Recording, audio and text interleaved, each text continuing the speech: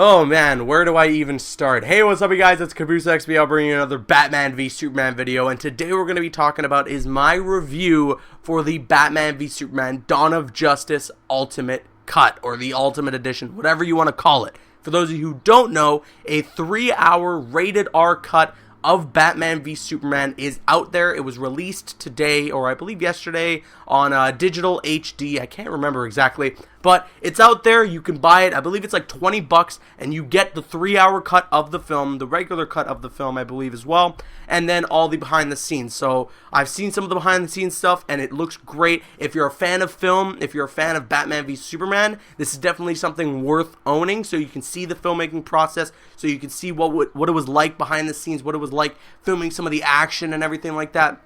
And it's definitely something worth checking out, like I said, if you're a fan of film or if you are a fan of Batman v Superman. But the main attraction of buying this is, of course, the 3-hour rated R cut of Batman v Superman. So let's talk about it, okay?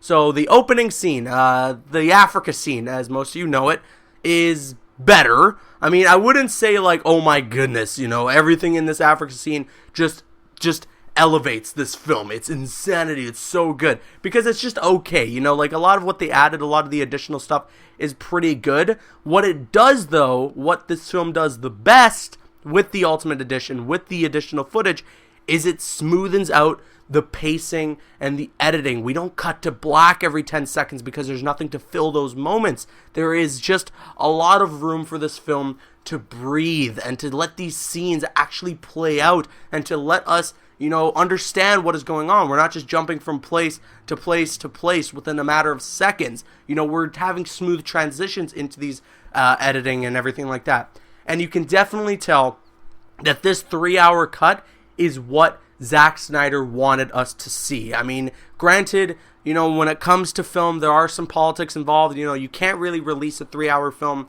in the theaters. It's hard to do because of how many theaters can hold that film, you know, like, it's a weird process, you know. There's only a certain number of theaters that can hold a movie with the increasing of its runtime. So it's a weird process, and I totally understand that this film just couldn't get released with its 3-hour original cut.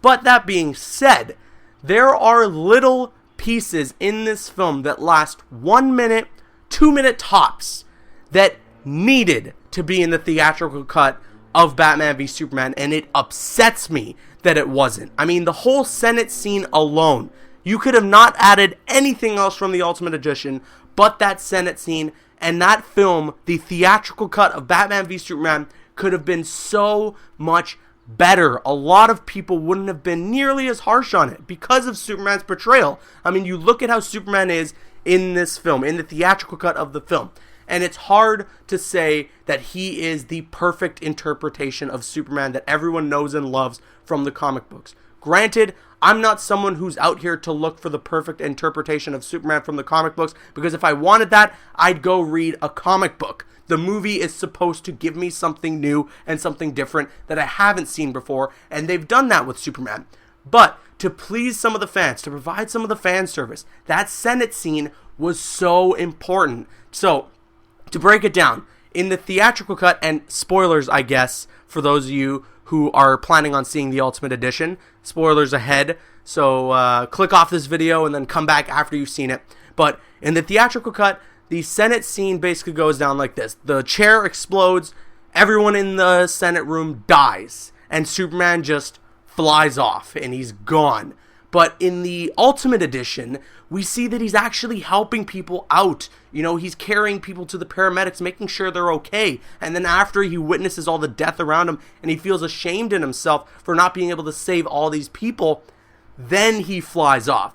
There's also something super integral to this entire scene that we find out through additional scenes from the Ultimate Edition of Batman v Superman, from Jenna Malone's part specifically, in that the wheelchair that Scoot McNairy's character in that Senate scene is sitting on is lined with lead, and that's why Superman can't see the bomb. And it's like, oh my god, that makes so much sense. Why the hell was that cut out of the movie? That is everything that I just explained to you that was in the Ultimate Edition takes up about 3 to 4 minutes of screen time. Honest to God. And it's insane. It's mind-boggling that this 3 to 4 minutes just couldn't be added in. There was just no chance. You know, you look at a film like Dark Knight Rises. That film with credits is 2 hours and 40 minutes, I believe. And that's a rough estimate, but it's around the 2 hours and 40 minutes area. It's 10 minutes extra than Batman v Superman. So that 10 minutes, if you filled that 10 minutes with some of the additional integral footage from this Ultimate Edition, Batman v Superman could have been received so much more well. Granted, I still think people would not end up liking this movie. This Ultimate Edition is not going to be like blowing your mind. You know, it's not going to change a hater into someone who loves this movie. You know, someone out there who just despises Batman v Superman isn't going to have their mind changed when they see the Ultimate Edition.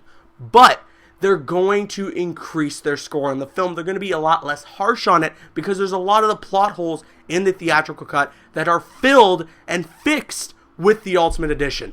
Now, that's not to say that everything in the Ultimate Cut is perfect. You know, it's absolutely 100% needed, because there's some moments in the Ultimate Cut where it's just like, you know, they didn't need that. There's some extensions to some scenes that we already have in the theatrical cut that you didn't really need. Like, for instance, during the nightmare scene, we get a couple more shots of Batman walking, you know? During the scene where Clark is talking to Lois in the tub, when he gets in the tub, rather than the film or the scene cutting at the part with his glasses on the ground, you see him take off his shirt and everything. And granted, the female fans must have really enjoyed that.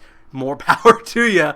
But it's not a scene that we ever so desperately needed in the theatrical cut, and it was cut rightfully so. So, you know, like, there's a lot of that in this Ultimate Edition that didn't need to be there, but there's plenty that desperately needed to make it into the theatrical cut of the film because it's integral to the story. Jenna Malone's part needed to be in there, just needed to be in there. The entire Senate scene, the way it plays out in the Ultimate Edition, needed to be there above all else.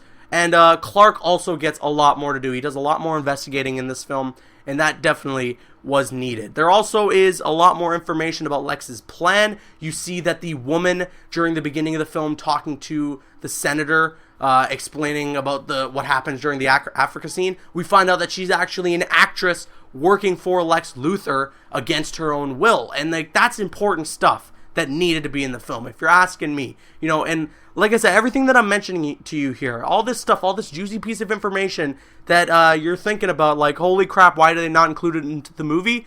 It's about 10 additional minutes of footage, like 10 to 15 maybe of additional minutes of footage that totally could have been added into the theatrical cut of Batman v Superman Dawn of Justice. And that concludes my thoughts on the Ultimate Edition. If I had to score it, Batman v Superman I gave originally an 8.5 out of 10. I'd cut that down probably to an 8 after some rewatches, but the Ultimate Edition definitely gets a 9 out of 10. It's worthwhile if you were a fan of the original cut of Batman v Superman, if you're a fan of film, and to see how some of this process works, and to see that a director sometimes has a vision that can't be brought to the big screen. You should definitely buy this. It's about $20. You can find it anywhere. The Blu-ray is coming out on July 19th. I'm certainly going to be buying that. Let me hear your thoughts, though. What did you think about the Batman v Superman Ultimate Edition, if you did see it? I want to hear your thoughts in the comment section below. I'm CaboosXBL. Please follow me on Instagram and Twitter, and like me on Facebook. Those links are in the description. Drop a like if you enjoyed. Leave a comment if you have an opinion. And subscribe if you're new. See you guys later.